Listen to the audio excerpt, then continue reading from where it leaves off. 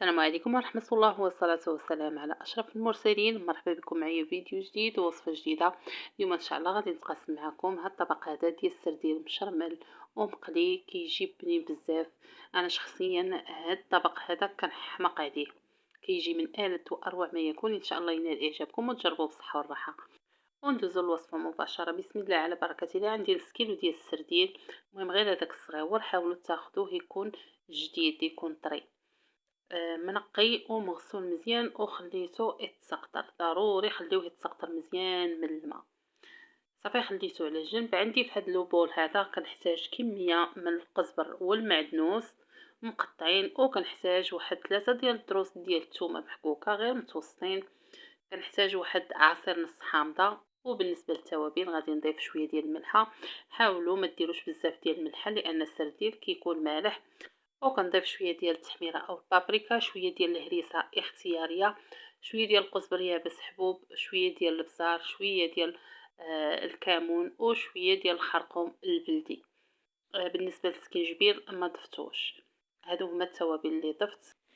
واحتاجيت واحد 3 معالق كبار ديال زيت نباتيه. صافي كنخلط المكونات مع بعضياتهم بهذا الشكل هذا. صافي دابا غادي ناخذ السردين وغادي نشرملو في هاد الشرموله هادي. المهم بالنسبه لي انا غادي ندير وحده فوق وحده، بالطريقه التقليديه العاديه. الا بغيتو ديروه غير شريكات كتشرملوه بهذا الشكل هذا، كتعمروه بالشرموله وكطويو على جوج وكتحطوه على جنب بهذا الشكل هذا. الا بغيتو ديروا حتى هاد الطريقه حتى هي كتجي مزيانه.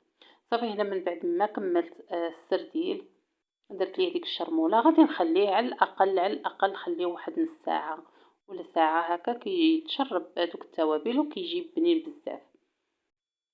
صافي من بعد ما دازت تقريبا ديك 45 دقيقه، المهم انا خليته هكا ما بين نص ساعه حتى 45 دقيقه. غادي ناخذ شويه ديال الدقيق الفينو. الصراحه ملي كندير ليه الفينو كيجي احسن من الفورس، كيجي مسمت، كيجي زوين. وانتم ديروا اللي بغيتو.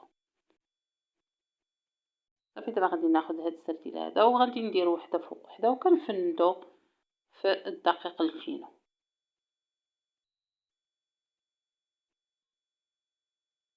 بغيتو تخلطوا ثاني الدقيق الفينو مع الفورص اللي بغيتو، ديروا 2 معالق ديال الفورص و2 معالق ديال الفينو. المهم ديروا اللي عجبكم. صافي وكان ضروري نبركو هكايا على السرديله بيدينا باش هذاك الدقيق يثبت. صافي وكنستمر بنفس الطريقه كندير وحده فوق وحده من الطريقه التقليديه المغربيه اللي معروفه. صافي كنفندو وكنحط على جنب حتى كنكمل الكميه كامله اللي عندي. وضروري كما قلت لكم ضروري هكا تبركوه عليه بيديكم وتصوصوه من داك الفائض ديال الفينو ديال الدقيق الفينو.